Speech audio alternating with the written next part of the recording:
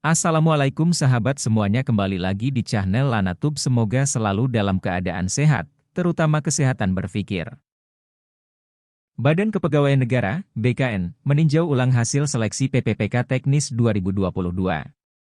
Hal ini setelah Menteri Pendayagunaan Aparatur Negara dan Reformasi Birokrasi, Menpan-RB, Abdullah Azwar Anas meminta BKN untuk membuat simulasi dan kajian terkini terkait kelulusan dalam seleksi pegawai pemerintah dengan perjanjian kerja atau PPPK.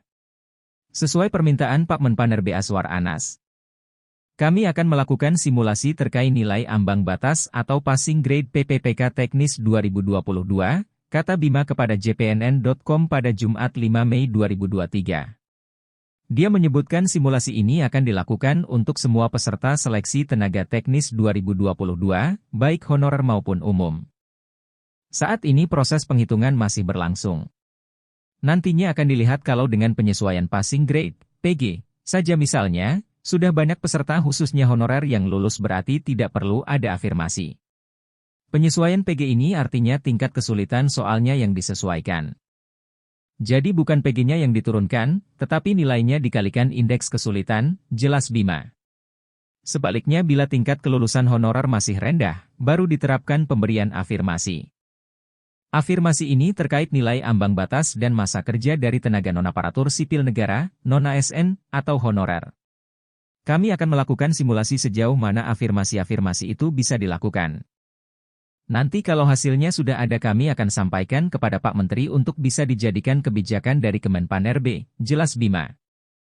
Sebelumnya Menpan-RB Azwar Anas meminta BKN untuk membuat simulasi dan kajian terkini terkait kelulusan dalam seleksi PPPK Teknis 2022 yang masih berlangsung saat ini. Itu karena banyak masukan melalui media sosial maupun secara langsung kepada Menpan-RB terkait nilai ambang batas atau passing grade. Passing grade tersebut sebelumnya diusulkan masing-masing instansi pembina. Menteri Anas mengatakan Kemenpan-RB dan BKN sedang simulasi beberapa hal soal penyesuaian passing grade, untuk potensi ada afirmasi-afirmasi. Kemudian akan kumpulkan puluhan instansi pembina agar ke depan kebutuhan instansi pembina bisa tetap terjawab dengan hasil rekrutmen yang ada. Kemenpan-RB harus mengetahui kebutuhan kompetensi dari instansi pembina masing-masing jabatan, ujar Anas pada Rabu 3 Mei. Anas mengatakan berdasarkan reformulasi dan simulasi yang akan dilakukan BKN kini sedang dimatangkan. Nantinya bisa diputuskan adanya potensi afirmasi bagi penentuan ambang batas seleksi PPPK.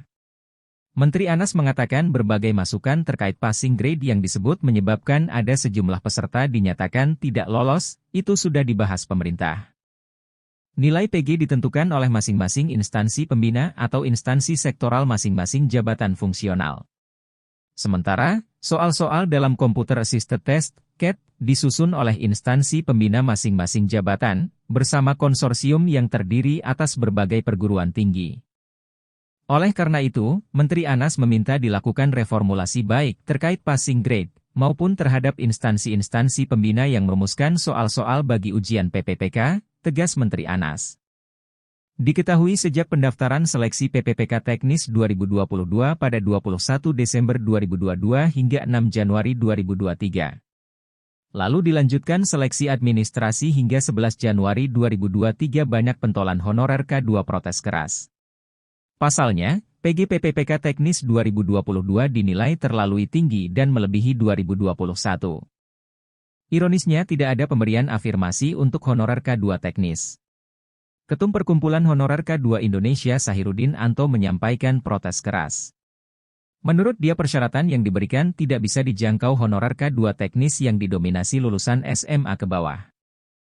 Dia khawatir jika model soal dan PG tinggi tanpa afirmasi, maka peluang menjadi ASN makin sulit.